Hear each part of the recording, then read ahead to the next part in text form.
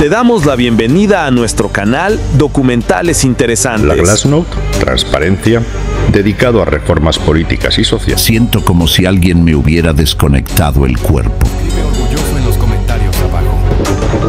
La revolución de la invisibilidad. Empecemos con lo que hace al B21 realmente especial. Aquí encontrará de todo: historia, tecnología, salud, acontecimientos mundiales. Suscríbete y dale a la campanita.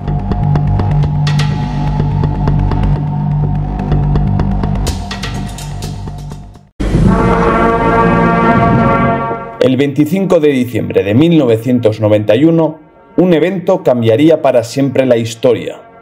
La bandera roja desapareció para siempre del Kremlin. 10 minutos antes de ese momento, Mikhail Gorbachev, el último de los dirigentes soviéticos, había dimitido. Я прекращаю свою деятельность на посту президента СССР. Después de la dimisión de Gorbachev, la Unión Soviética había desaparecido. ¿Pero por qué?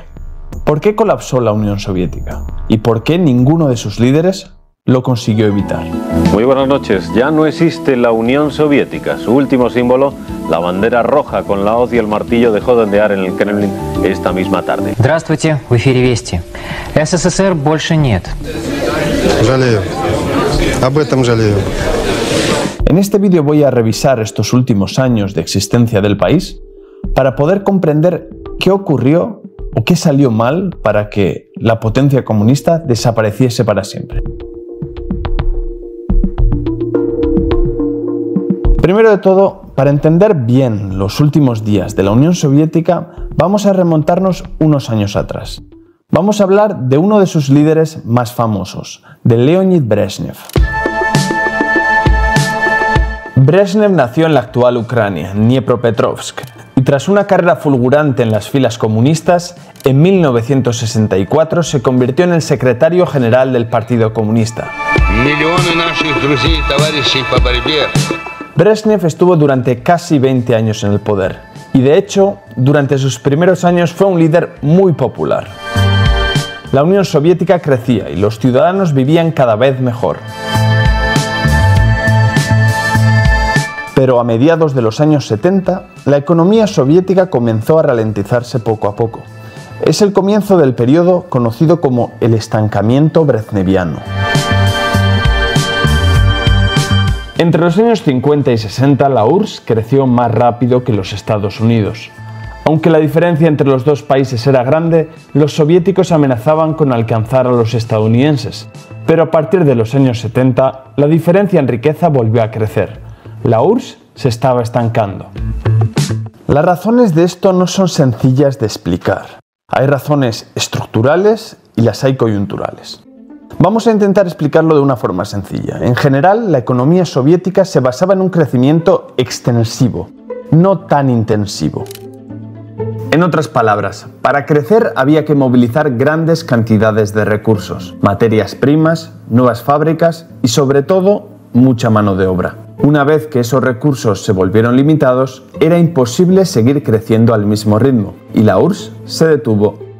La solución a este problema era conseguir un crecimiento más intensivo, mejorando la eficiencia en el uso de esos recursos. Pero esto no era fácil de conseguir, sobre todo para una economía como la soviética, una economía planificada o de comando. Principalmente crecer de forma intensiva requería aumentar la productividad, básicamente. Por ejemplo, era necesario motivar a los trabajadores para que estos trabajasen más duro. Pero la capacidad que tenía el gobierno soviético, el sistema en general, para motivar a los trabajadores era limitada. Nunca lograron desarrollar estrategias eficaces y sobre todo duraderas para mantener a los trabajadores motivados. Pero el problema iba más allá de la motivación de los trabajadores. Como no existía un mercado como lo entendemos nosotros, las fábricas funcionaban con el único fin de cumplir los planes económicos. Ser rentable no era tan importante. Esto, entre otras cosas, hacía que muchos recursos no se utilizasen de la forma más eficiente o que el trabajo no se automatizase. Además de esto, la carrera militar contra los Estados Unidos y, sobre todo, la intervención militar en Afganistán complicaron mucho la situación económica del país.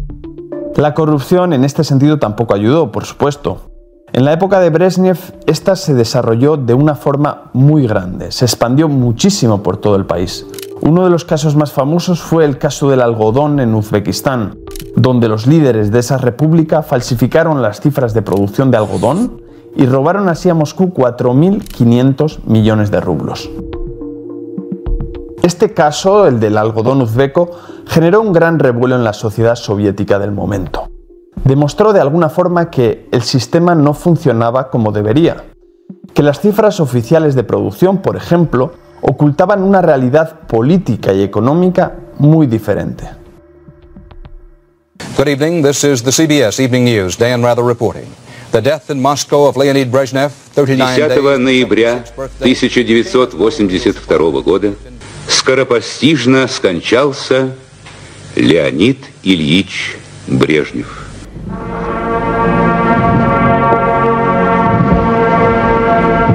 El 10 de noviembre de 1982, Leonid Brezhnev murió. Su muerte significó el fin de una era. A partir de su muerte, la necesidad de introducir reformas y dejar atrás así el estancamiento se volvió una prioridad de primer orden. Para esa misión, el partido eligió a Yuri Andropov, el que hasta ese momento había sido el director de la KGB. Probablemente era el único líder soviético que podía y sabía cómo reformar la Unión Soviética. Andropov era plenamente consciente de los problemas que tenía el país y los intentó solucionar. Además, estudió bien las reformas chinas, las que luego modernizaron completamente ese país, e incluso planeó aplicar la experiencia china en la Unión Soviética. Sin embargo, esta ventana de oportunidad no duró mucho para los soviéticos. En febrero de 1984, apenas un año y 3 meses después de asumir el poder, Andropov murió y sus reformas se paralizaron. Tras Andropov llegó al poder Konstantin Chernenko, otro veterano comunista. Pero a diferencia de su predecesor, este no continuó con las reformas, apostó por la estabilidad como Brezhnev. A pesar de eso, como le ocurrió al anterior, Chernenko murió al poco de asumir su nuevo cargo, en marzo de 1985.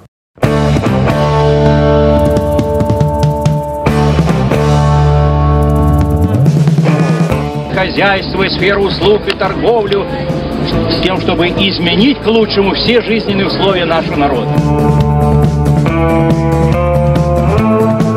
Больше демократизма, больше организованности и дисциплины, и тогда мы сумеем вывести на полный ход перестройку, придать новые импульсы развивающемуся социализму.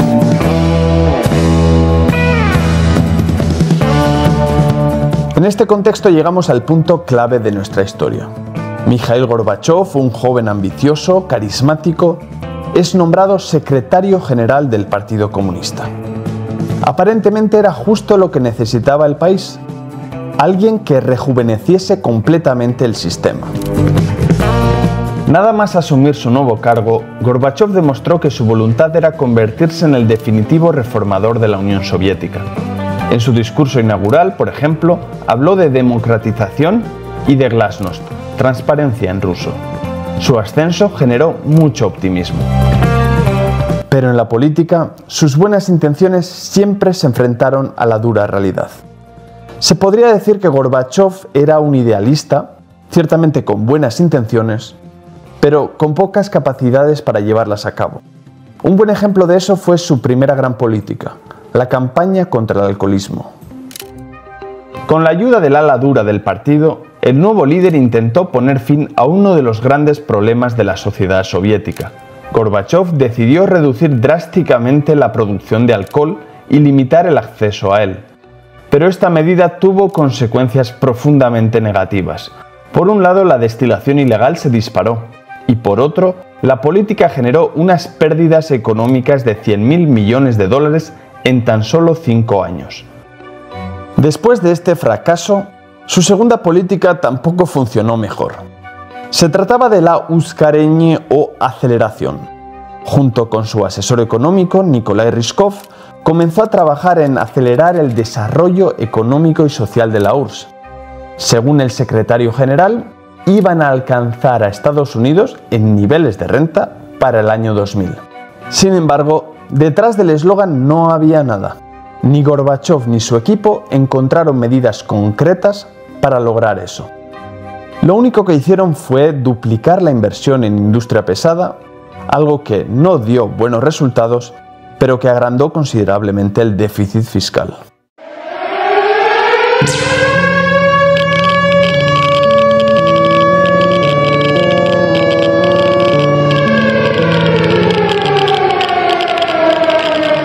El famoso accidente nuclear de Chernóbil en abril de 1986, justo un año después de que Gorbachov asumiera el poder, fue algo que cambiaría el rumbo de todo.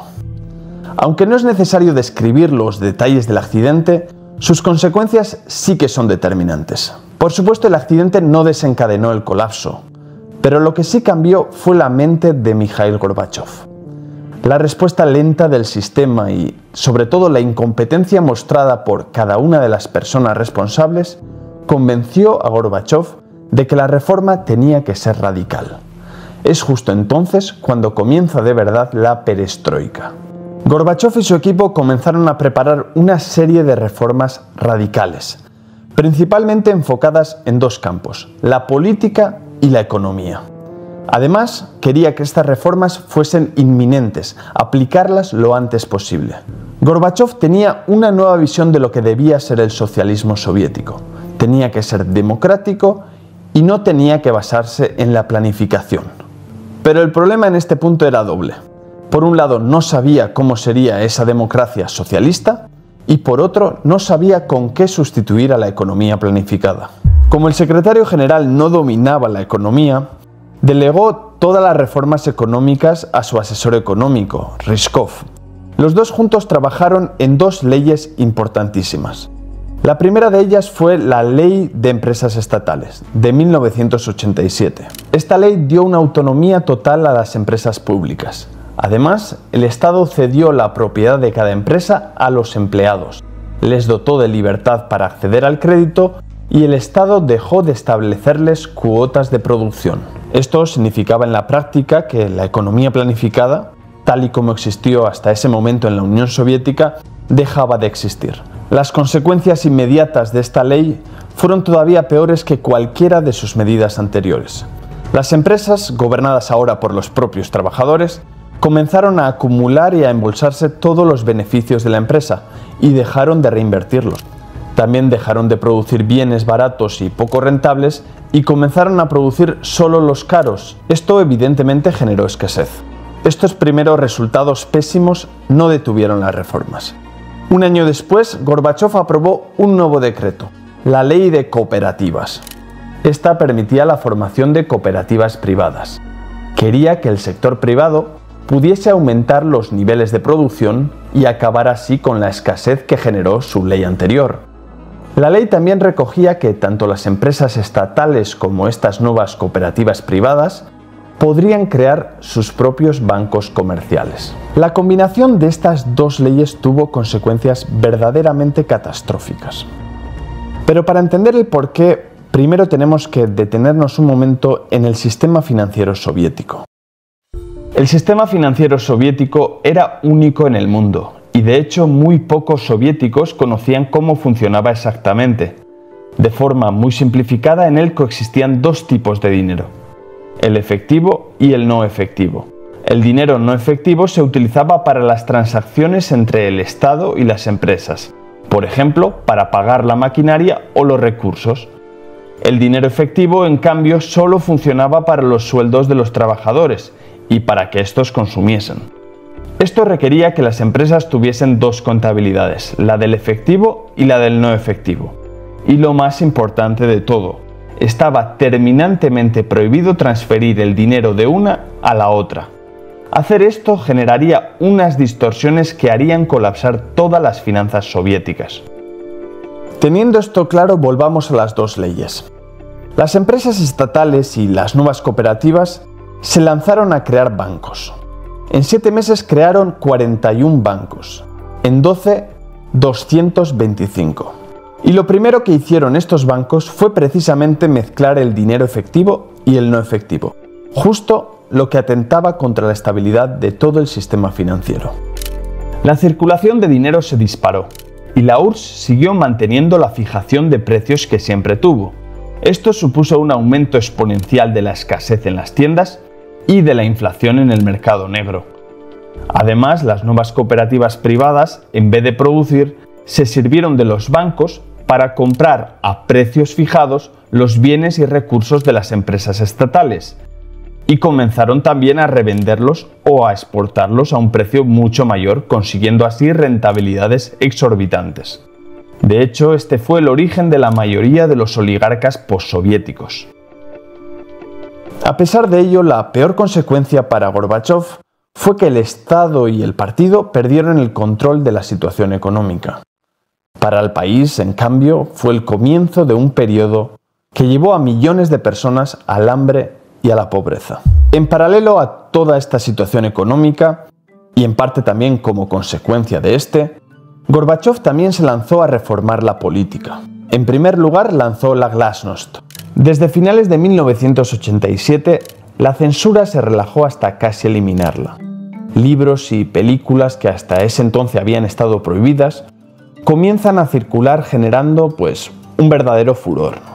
Emergen nuevas revistas, libros y la expresión en general se vuelve más libre. A diferencia de otras políticas, la Glasnost fue muy exitosa.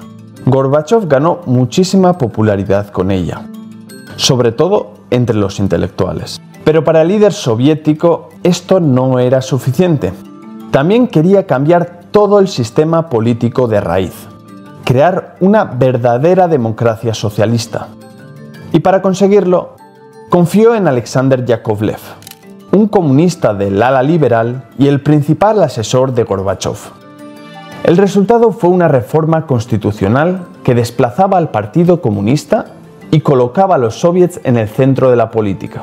En ese nuevo sistema, por un lado estaría el Congreso de los soviets, con el poder legislativo, y por el otro el gobierno, el poder ejecutivo. También se establecieron las elecciones para elegir directamente a los miembros de ese Congreso. Antes no había esa opción. Con todo esto, el Partido Comunista, donde por cierto Gorbachov encontraba cada vez más oposición, perdería mucho poder. Como veremos más adelante, esta reforma constitucional supondría un punto de inflexión que cambiaría el destino de todo el país. Pero primero tenemos que hablar de algo igual de importante: el nacionalismo. En medio de la grave crisis económica y de la liberalización política, los conflictos étnicos y el nacionalismo estallaron con gran fuerza. El primer gran conflicto ocurrió en Kazajistán, en diciembre de 1986, cuando el Kremlin sustituyó al líder local kazajo por un ruso. La gente se enfureció y miles de personas se manifestaron en las calles de Almaty. Las protestas duraron varios días, hasta que las fuerzas especiales soviéticas y la KGB las disolvieron a la fuerza. Aproximadamente fallecieron 200 personas.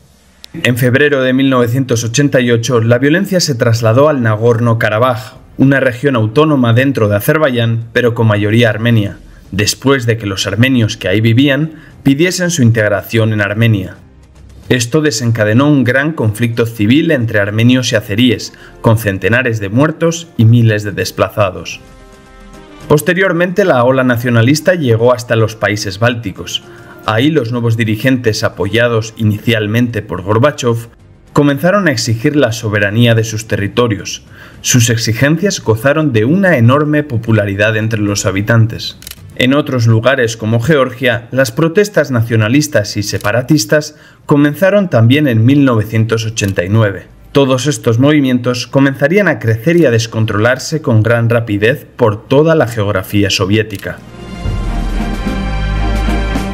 Ese año 1989 fue muy importante en la historia soviética. En el mes de marzo se celebraron las elecciones legislativas, las primeras después de la reforma política que hemos comentado.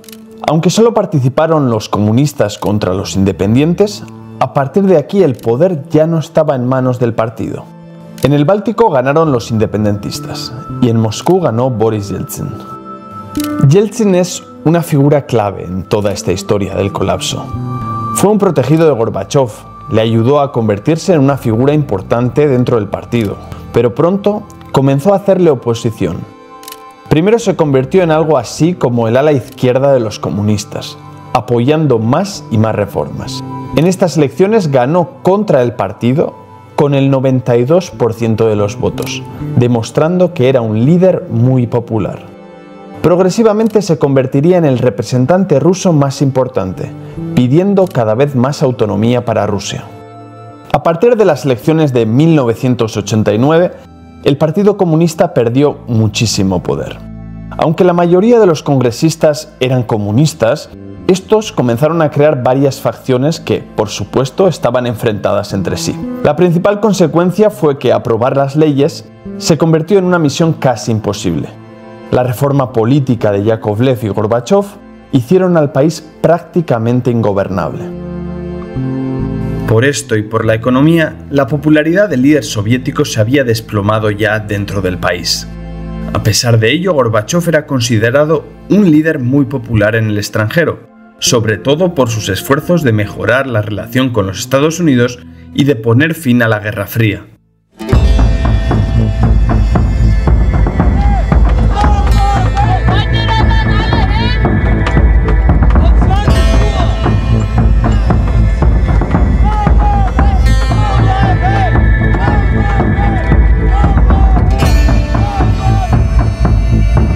La debilidad de la URSS en 1989 pronto se contagió a toda Europa del Este. La KGB avisó al gobierno de que la situación era crítica, sin embargo Gorbachov no reaccionó. Como resultado de su inacción, en noviembre de 1989, el muro de Berlín cayó sin oposición. Un hecho que quedaría como un símbolo del fin de la Guerra Fría. La caída del muro de Berlín no fue una causa del colapso soviético, sino más bien otra de las consecuencias de todo este proceso de descomposición. Lo que sí fue, desde luego, fue un punto de inflexión que mostraba que ese colapso podía ser inminente.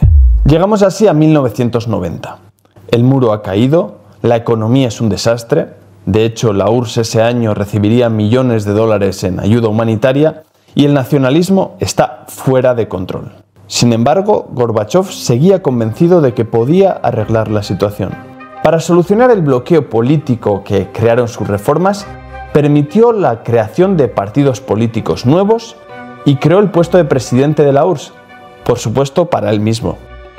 Para intentar calmar el nacionalismo, comienza a preparar dos propuestas. Una ley que permitirá a la República salir de la URSS cumpliendo ciertas condiciones y por otro comienza a negociar un nuevo Tratado de la Unión, una gran reforma que descentralizaría completamente el país. Todo esto aceleró todavía más el colapso. En marzo de 1990, Lituania se rebela y declara su independencia, lo que conllevó la intervención del ejército soviético. Pero ante la debilidad del líder soviético, el nacionalismo se había descontrolado no solo en Lituania, sino en todo el país. Por ejemplo, el nacionalismo ruso también comienza a tomar cada vez más fuerza. En junio, en Rusia, Yeltsin declaró la soberanía, lo que provocó el conocido como desfile de las soberanías. Todas las repúblicas e incluso algunas regiones autónomas comenzaron a declararse entidades soberanas una detrás de otra. Esto dejó a Gorbachov en una situación muy complicada. Ahora, para aprobar cualquier medida, tenía que tener el apoyo de los líderes de esas repúblicas. La presión de Yeltsin durante estos meses fue brutal. Se alió con Ucrania, comenzó a crear sus propias instituciones estatales y sobre todo se hacía cada vez más popular. Frente a esto, la última carta que le quedaba a Gorbachov era ceder en su nuevo Tratado de la Unión y ofrecer casi todo el poder a las repúblicas. Por fin llegamos a 1991, el año del colapso. En enero, Lituania vuelve a ser el problema. Las protestas de la minoría rusa llevaron a una nueva intervención militar de la Unión Soviética. Esta vez el grupo Alfa de la KGB tomó puntos clave de la República. En las protestas hubo 14 muertos, lo que generó una nueva oleada nacionalista y el deterioro de la imagen de Gorbachov tanto dentro como fuera de la URSS. A pesar de esto, en el mes de marzo, apenas 9 meses antes del colapso, Gorbachov consiguió una gran victoria política. En la URSS se celebró el referéndum de su nuevo Tratado de la Unión. En este referéndum se preguntaba a los ciudadanos si consideraban o no necesario preservar la URSS con nuevas condiciones, como una federación renovada en la que cada república tuviese su soberanía. Aunque el referéndum no se celebró en los países bálticos, Moldavia, Georgia y Armenia, donde los nacionalistas ya habían alcanzado el poder, la victoria del sí fue aplastante. Pero a pesar de que el referéndum fue una victoria importante para Gorbachov, este, una vez más, no supo utilizar el poder que acababa de ganar. Yeltsin comenzó a liderar fuertes protestas en su contra, diciendo que la URSS explotaba a Rusia y pidiendo el control total de sus recursos. A pesar de que todavía tenía más poder que Yeltsin, Gorbachov se intimidó y volvió a ceder su poder a las repúblicas. Estos líderes, aprovechando la falta de autoridad que transmitía Gorbachov, comenzaron a actuar por su cuenta, por ejemplo estableciendo aduanas entre ellas o incluso proponiendo crear sus propias monedas. De esta forma, para lograr la firma de su Tratado de la Unión, Gorbachov propuso aumentar todavía más la descentralización, dejando a la URSS sin apenas poderes centrales. Finalmente, Yeltsin y otros líderes de las repúblicas aprobaron esta última oferta de Gorbachov y acordaron firmarla en el mes de agosto.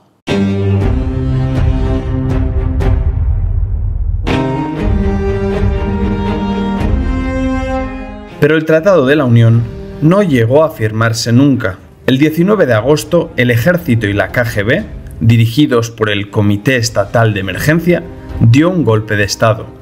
Este comité estaba formado por altos cargos comunistas, dirigidos por Gennady Yenayev, pero también muchos de los comunistas pro-perestroika que promocionó Gorbachov, como por ejemplo Valentín Pavlov. Tanto los comunistas como el ejército y la KGB decidieron derrocar a Gorbachov. Consideraban que los nuevos términos de ese Tratado de la Unión acabarían con la URSS. Desde el comienzo de las reformas, la línea dura del partido, igual que el ejército y la KGB, sufrieron de un grave problema de desorganización, de desmotivación y de falta de apoyo entre la gente. Esto les impidió organizar una oposición activa contra Mikhail Gorbachov y de hecho este golpe de Estado sería la única vez en la que lo pudieron hacer. Sin embargo, el 21 de agosto el golpe fracasó. Muchos de sus líderes habían abandonado antes y la falta de determinación de los restantes hizo que se rindiesen frente a unos manifestantes liderados una vez más por Boris Yeltsin. A partir del fallido golpe de agosto, ocurrió una cascada de acontecimientos que rápidamente llevaron al colapso de la Unión Soviética. Aunque Gorbachov volvió al poder, en Rusia, por ejemplo, Yeltsin asumió poderes extraconstitucionales y se hizo con el poder del ejército y de la KGB. Los países bálticos declararon su independencia y la mayoría de las repúblicas siguieron su camino. Gorbachov finalmente gobernaba tan solo una cáscara sin poderes reales. A partir de entonces, todas las discusiones entre los líderes de las repúblicas soviéticas se centraron en diseñar el nuevo mundo postsoviético, algo que, por cierto, generó muchas discrepancias entre ellos. Tras los últimos intentos desesperados de Gorbachov de firmar algo que mantuviese al menos formalmente a la URSS, en diciembre el referéndum independentista gana en Ucrania y su líder, Leonid Kravchuk, declaró la independencia. Justo después, el 8 de diciembre de 1991, el presidente ucraniano, Yeltsin como presidente ruso y Stanislav Sushkevich como máximo mandatario bielorruso, firmaron los acuerdos de Valaviesa, en los que se acordaba la disolución de la URSS y la creación de la Comunidad de Estados Independientes. A partir de este punto, Mikhail Gorbachov no pudo hacer absolutamente nada. Como hemos visto al comienzo del vídeo, esta historia termina el 25 de diciembre, por un lado con la dimisión de Gorbachov y por otro 10 minutos después con la desaparición de la bandera roja del Kremlin.